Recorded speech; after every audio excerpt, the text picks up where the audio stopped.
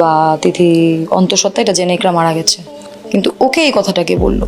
তিথির ৩ মাসের আত্মসত্ত্বা শুনে যে কেউ অবাক হতে পারে, কিন্তু সত্য কিন্তু কোনোদিন চাপা থাকে না।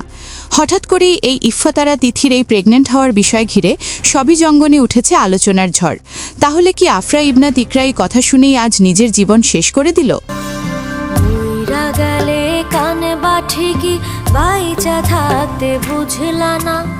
সূত্রের বরাদে জানা যায়, বিগত কিছুদিন আগে অভিনেতা জাহির আলভির স্ত্রী আফরা ইবনাত খান ইকরা আত্মহত্যা করেন।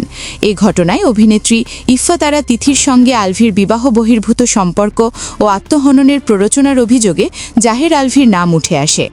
এই অভিনেতার মা ও আরও কয়েকজনের বিরুদ্ধে মামলা দায়ের করেন ইকরার পরিবার। এবার ইকরার আত্মহত্যার ঘটনায় সঠিক তদন্ত এবং আলভি তিথির বিচার চেয়ে মানববন্ধন করেছে জাস্টিস ফর ইকরা নামের একটি সামাজিক প্ল্যাটফর্ম, যেখানে অংশগ্রহণকারীরা এই 2 তারকাকে বয়কটের ডাক দিয়েছে। বন্ধুত্ব সম্পর্ক না, বন্ধুত্ব ছিল অনেক বেশি হাজব্যান্ড ওয়াইফের মতো। এই ব্যাপারটা ইকরা ভাবি জানতো, ইভেন ওনার বাসার আন্টি প্লাস নেহাল ভাইয়া ওনারাও জানতো। আগে ঘটনাটা বলি নাই এমন না, ব্যাপারটা ঘটনাটা কি আমি আপনার কাছে বলবো, আমি আপনাকে চিনি, বা আমি কি আমার ফ্যামিলির কাছে বলবো? গেল বুধবার দুপুর 12টায় রাজধানীর বাংলাদেশ চলচ্চিত্র উন্নয়ন কর্পোরেশন বিএফটিসি ফটকের সামনে এই মানববন্ধন অনুষ্ঠিত হয়। সেখানে ইকরার বান্ধবীরা ছাড়াও আরও অনেকে অংশগ্রহণ করেন। সেখানে ন্যায় বিচার দাবি করে তারা উই ওয়ান্ট জাস্টিস ফর ইকরা, ইকরা হত্যার বিচার চাই স্লোগানে মুখরিত করেন এফটিসি ফটক। মানববন্ধনে ইকরার এক ঘনিষ্ঠ বান্ধবী বলেন, যতটুকু আমরা জানি পুলিশের কাছে ইকরার ফোনটি আছে, ওর ফোনে প্রচুর এভিডেন্স আছে, আমাদের কাছে পাসওয়ার্ড আছে, তা দিয়ে ফোনটা খুলে পুলিশ তথ্য প্রমাণ সংগ্রহ করতে পারে। কিন্তু হঠাৎ বান্ধবীর কাছে ইকরার ফোনের পাসওয়ার্ড পাওয়া গেলে অনেকেই অবাক হতে বাধ্য হন।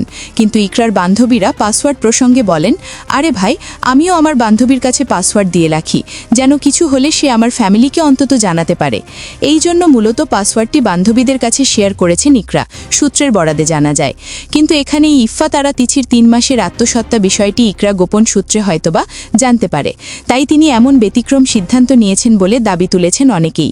কিন্তু এই খবরটি শোনার পর প্রেস কনফারেন্স করে তিথি ওপেন চ্যালেঞ্জ ছুড়ে মারেন ইকরার পরিবারের প্রতি, যে কেউ যদি প্রমাণ করে দিতে পারে যে তিথি 3 মাসের প্রেগনেন্ট, তার আমি দাসী হয়ে থাকব সারা জীবন।